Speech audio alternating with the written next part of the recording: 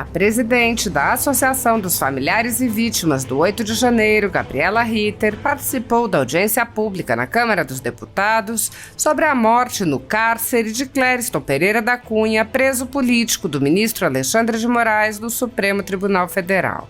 Ritter apresentou um balanço da situação dos presos políticos no Brasil, apontando: temos hoje aproximadamente 1.500 presos com tornozeleira, cumprindo medidas abusivas impostas pelo ministro Alexandre de Moraes. Estão sendo impedidos de frequentar cultos, de professar sua fé, em muitos casos proibidos de trabalhar. Temos também mais ou menos 400 investigados que saíram da Academia da Polícia Federal, que foram liberados no dia 8 e agora estão sendo intimados pela Polícia Federal. É um abalo para todas essas famílias que estão sofrendo com essa insegurança jurídica do país. Temos aproximadamente 101 presos em regime fechado no país e 17 exilados entre jornalistas e presos do dia 8. A advogada se dirigiu aos ministros apontando que, embora não recebam os advogados nem permitam as sustentações orais, costumam acompanhar o que acontece na internet. Ela disse: "Meu compromisso hoje aqui é denunciar. E a gente teria muitos casos. Cada preso é um ser humano que teria que ter as suas garantias mínimas respeitadas." Gabriela Ritter apresentou alguns dos casos das violações de direitos, apontando a importância de registrar para a história os nomes das vítimas de violações de direitos. Ela disse: "Temos 23 presos na Papuda com parecer favorável pela soltura, nas mesmas condições em que Clériston estava, muitos deles com comorbidades. São 23 pessoas que deveriam estar respondendo em liberdade porque a PGR é a titular da ação penal e o juiz não pode manter de ofício essas prisões, como ele fez em 2 casos. Temos 22 presos que estão aptos também a responder em liberdade porque não preenchem os requisitos para estar em prisão preventiva por esse tempo absurdo, de praticamente quase 1 ano, inclusive os que já foram condenados. Até o trânsito em julgado eles não poderiam estar presos." Ritter apresentou diversos casos de pessoas presas mostrando os absurdos. Ela rebateu o ministro Luiz Roberto Barroso, que chamou de fake news os relatos de presos sem denúncia, apresentando os rostos e histórias dos presos. Ela disse: "Pois não, ministro Barroso, está aí para provar que existem presos sem denúncia no Brasil por 220 dias. Gabriela Ritter disse: "Então hoje eu quero fazer um apelo e dizer: ministros, vocês já foram longe demais. Existem 101 presos políticos no Brasil que precisam estar o quanto antes respondendo em liberdade sob prejuízo de suas vidas, tanto das suas famílias quanto da sua saúde, para que a gente evite que mais óbitos ocorram, que o nosso país possa voltar a respirar ares de democracia, porque hoje nós vivemos em uma ditadura judicial com presos políticos." Apesar de alguns senadores agirem no limite de seus poderes para frear os atos autoritários de ministros das Cortes Superiores, a Casa Legislativa como um todo permanece cega, surda e muda, indiferente aos ataques à democracia, graças ao seu presidente Rodrigo Pacheco, que engaveta todos os pedidos de impeachment de ministros de Cortes Superiores que chegam às suas mãos. Os senadores há muito tempo têm conhecimento dos inquéritos secretos conduzidos pelo ministro Alexandre de Moraes, utilizando delegados da Polícia Federal escolhidos a dedo para promover uma imensa operação de phishing expedition contra seus adversários políticos. O desrespeito ao devido processo legal e a violação ao sistema acusatório são marcas dos inquéritos políticos conduzidos pelo ministro e já foram denunciados pela ex-procuradora-geral da República, Raquel Dodge, que promoveu o arquivamento do inquérito das fake news, e também por inúmeros juristas, inclusive em livros como Inquérito do Fim do Mundo, Sereis como Deuses e Suprema Desordem, Juristocracia e Estado de Exceção no Brasil. O ministro Alexandre de Moraes já foi chamado de xerife pelo então colega Marco Aurélio Mello pelos excessos cometidos em seus inquéritos. Até na imprensa internacional, as denúncias vêm se avolumando. O ministro Cássio Nunes Marques consignou em voto as violações de direitos humanos nas prisões em massa ordenadas por Moraes. Apesar das constantes denúncias, o Senado brasileiro segue inerte. Os senadores sabem sobre os jornais que foram estourados e tiveram todos os seus equipamentos apreendidos e sabem sobre os jornalistas perseguidos, presos e exilados.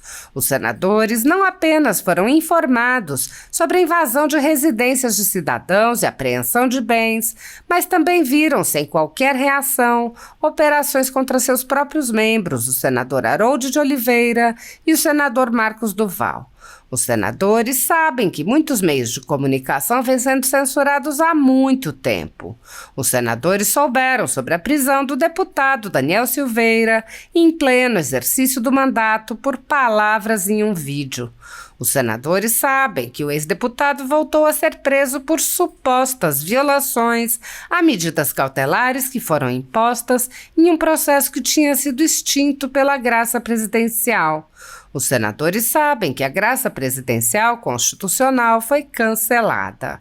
Os senadores foram informados sobre a perseguição a jornalistas que são censurados e impedidos de exercerem sua profissão e têm bens e redes sociais bloqueadas. Os senadores sabem que ativistas passaram 1 ano em prisão domiciliar sem sequer denúncia, obrigados a permanecer em Brasília, mesmo morando em outros estados. Os senadores sabem das violações a prerrogativas de advogados. Os senadores sabem sobre a prisão de Roberto Jefferson, presidente de um partido, e sua destituição do cargo a mando de Moraes. Os senadores sabem da censura a parlamentares. Os senadores sabem que jornais, sites e canais conservadores têm sua renda confiscada há mais de 2 anos. Os senadores sabem sobre as prisões em massa, sem individualização de condutas, sob acusações descabidas. Os senadores sabem sobre as multas estratosféricas e confiscos de propriedade. Os senadores sabem que crianças ficam presas com seus pais, sem meios de sustento, em cautelares sem prazo para acabar. Os senadores sabem que Clériston Pereira da Cunha morreu no cárcere, com um pedido de soltura aguardando que o ministro se dignasse a apreciar. Os senadores sabem que outras pessoas presas injustamente só foram soltas após a morte do preso político no cárcere. Os senadores conhecem muitos outros fatos. Mesmo assim, todos os pedidos de impeachment seguem enchendo as gavetas do senhor Rodrigo Pacheco. Há mais de 4 anos, o ministro Alexandre de Moraes conduz, em segredo de justiça, inquéritos políticos direcionados a seus adversários políticos. Em uma espécie de parceria com a velha imprensa, matérias, reportagens e relatórios são admitidos como provas sem questionamento, substituindo a ação do Ministério Público e substituindo os próprios fatos, e servem como base para medidas abusivas que incluem prisões políticas, buscas e apreensões, bloqueio de contas, censura de veículos de imprensa, censura de cidadãos e parlamentares, bloqueio de redes sociais, entre muitas outras medidas cautelares inventadas pelo ministro, sem qualquer chance de defesa ou acesso ao devido processo legal. O mesmo procedimento de aceitar depoimentos de testemunhas suspeitas e interessadas e tomar suas palavras como verdadeiras se repete em diversos inquéritos nas cortes superiores. A Folha Política já teve sua sede invadida e todos os seus equipamentos apreendidos a mando do ministro Alexandre de Moraes. Atualmente, a renda do jornal está sendo confiscada a mando do ministro Luiz Felipe Salomão, ex-corregedor do TSE, com o aplauso dos ministros Luiz Roberto Barroso, Alexandre de Moraes e Edson Fachin. Todos os rendimentos de mais de 29 meses de trabalho de jornais, sites e canais conservadores são retidos sem qualquer base legal. Se você apoia o trabalho da Folha Política e pode ajudar a impedir o fechamento do jornal, doe qualquer valor à empresa Raposo Fernandes através do Pix, utilizando o QR Code que está visível na tela ou o código ajude@folhapolitica.org. Caso não utilize Pix, há a opção de transferência bancária para a conta da empresa Raposo Fernandes, disponível na descrição deste vídeo e no comentário fixado no topo. Há mais de 10 anos, a Folha Política vem fazendo a cobertura da política brasileira, quebrando a espiral do silêncio imposta pelo cartel midiático que quer calar vozes conservadoras. Pix ajude@folhapolitica.org. Assista. Vou passar agora então a palavra a Gabriela Ritter. Se ela puder colocar a câmera agora, Gabriela. Não sei se ela está presente nesse momento, que ela está sem câmera, ela já faz um tempo, pronto, ela está aqui conosco. Então eu vou passar primeiramente a palavra a Gabriela Ritter, filha de um dos patriotas que ficou também preso na Papuda. Você pode habilitar seu áudio, Gabriela, e que é a presidente da Associação dos Familiares. A Gabriela também é advogada. Com a palavra por 10 minutos, Gabriela. Muito obrigada pela sua presença. Bom dia a todos. Agradeço imensamente pelo convite, por essa audiência pública que é tão importante, proposta pela deputada Bia Kicis. Em seu nome, eu cumprimento todos os demais deputados que estão presentes. Em nome dos senadores Eduardo Girão e Magno Malta, eu cumprimento os demais senadores. Vocês estão me escutando? Desculpa, deu uma falha. Sim, perfeitamente, estamos te ouvindo. Tá, ok. Eu mandei uns slides para vocês.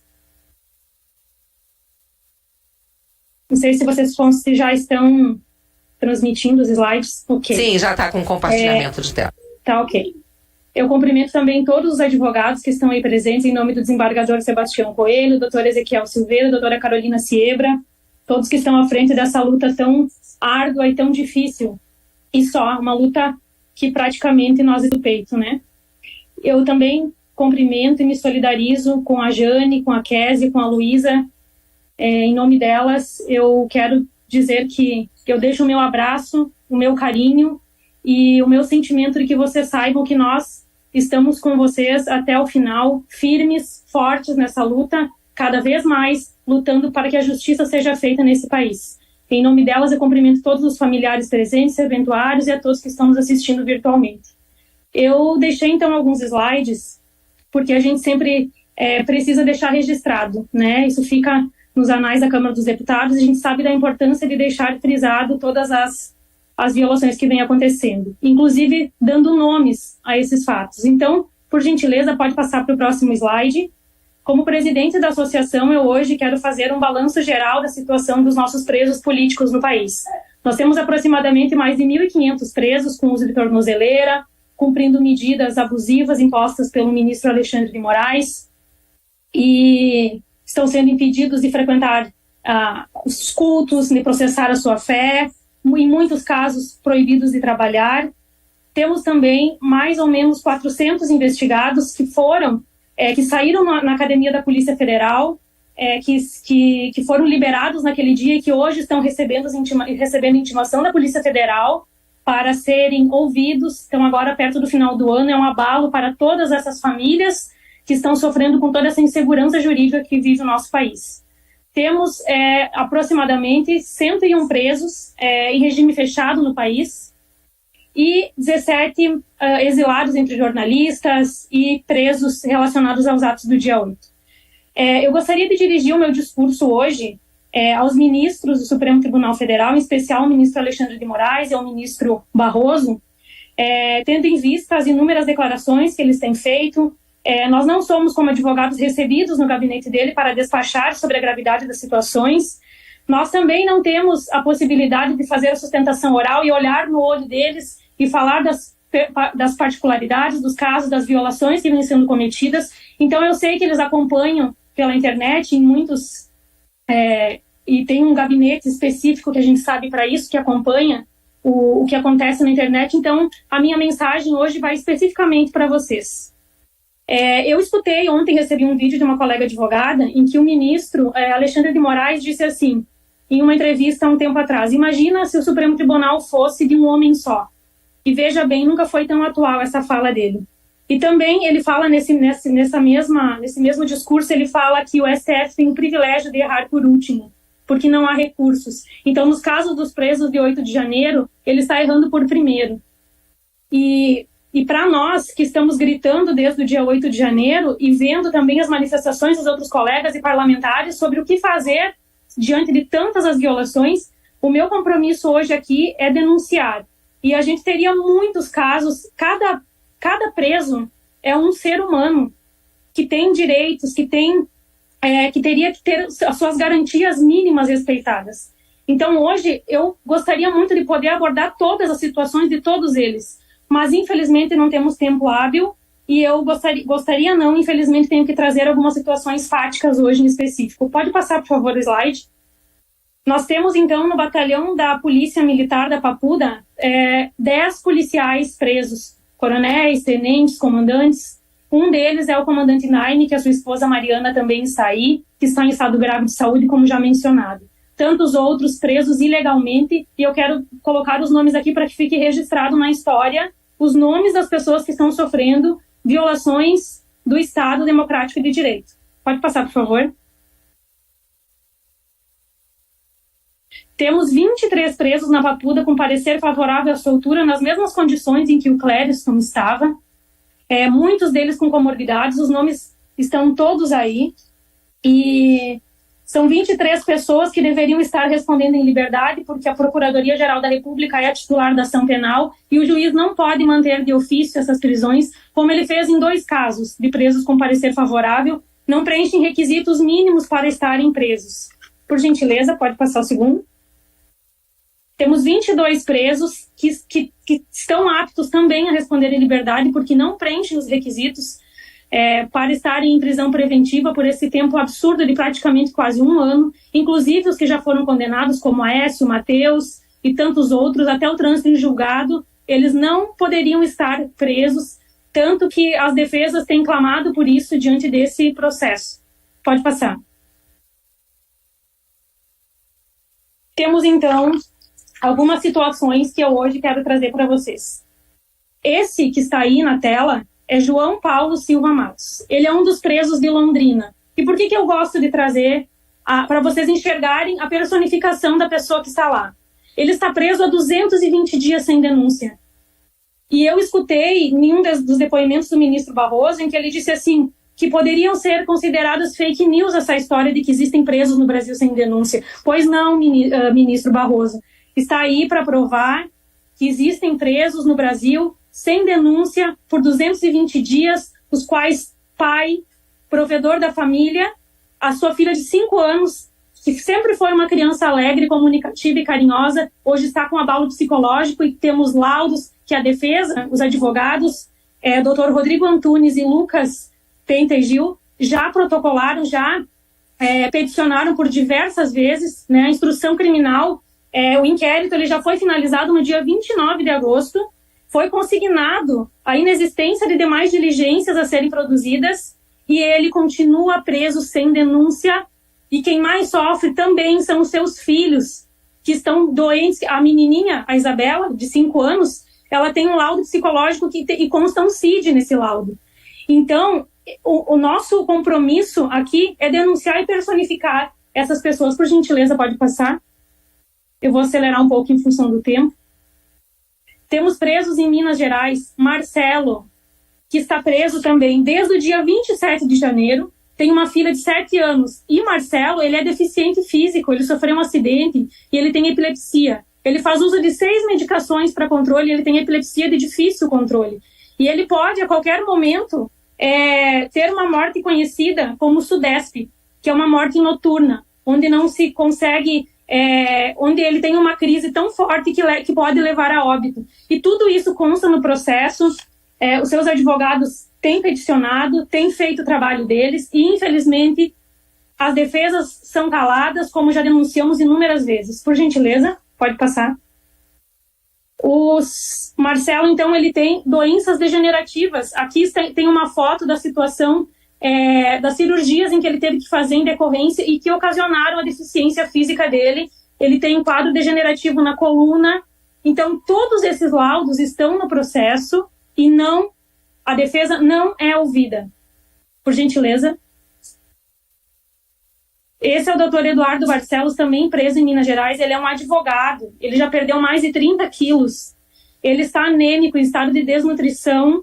Ele já teve 2 infartos, já passou por cirurgias em 2017 e 2019. Faz uso de medicações, passou por uma perícia médica agora recentemente.